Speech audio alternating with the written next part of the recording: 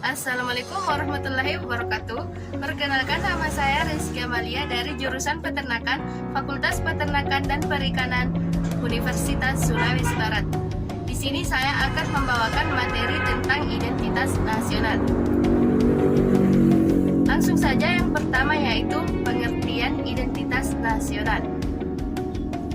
Setiap negara berdaulat memiliki identitas nasional yang membedakan bangsa tersebut dengan bangsa lainnya.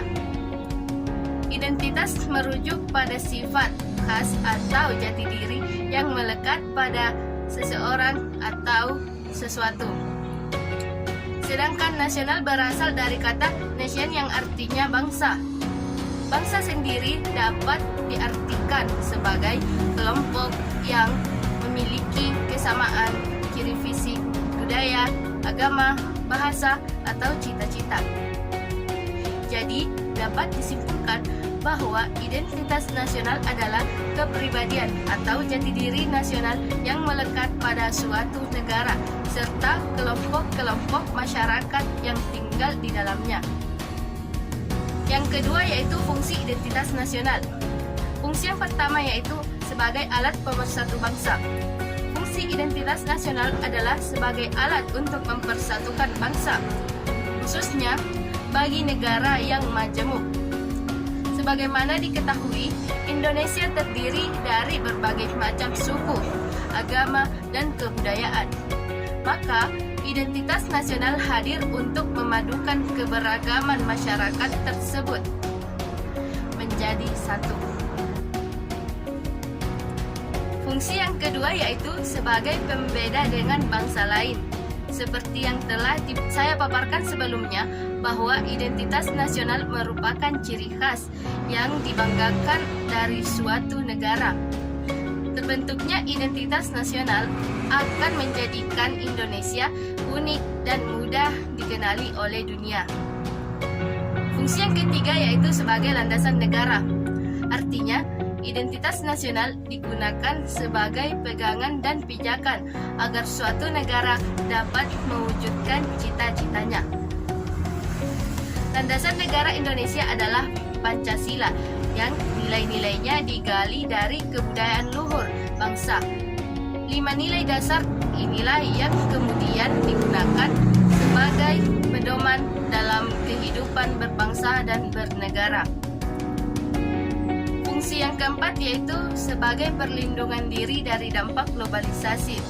Globalisasi adalah proses integrasi internasional yang terjadi karena pertukaran pandangan dunia, produk pemikiran, dan aspek-aspek kebudayaan lainnya.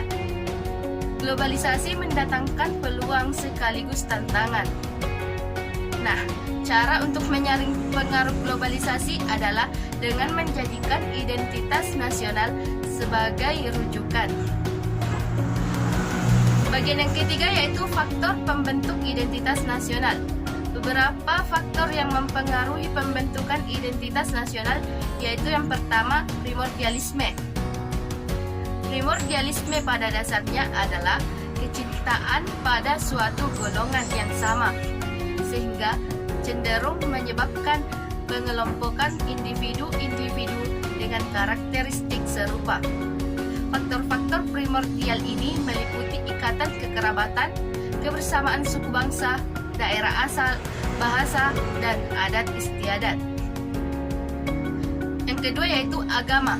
Unsur keagamaan memiliki peranan penting dalam menciptakan identitas suatu komunitas, sebab agama merupakan ideologi doktriner yang diakui oleh masyarakat yang bersangkutan dan dipraktikkan secara individu maupun kolektif. Faktor yang ketiga yaitu pemimpin bangsa. Kepemimpinan dari para tokoh yang dihormati oleh masyarakat dapat menjadi faktor yang menyatukan bangsa.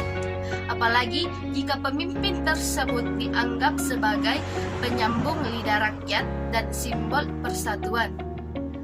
Faktor yang keempat yaitu sejarah bangsa.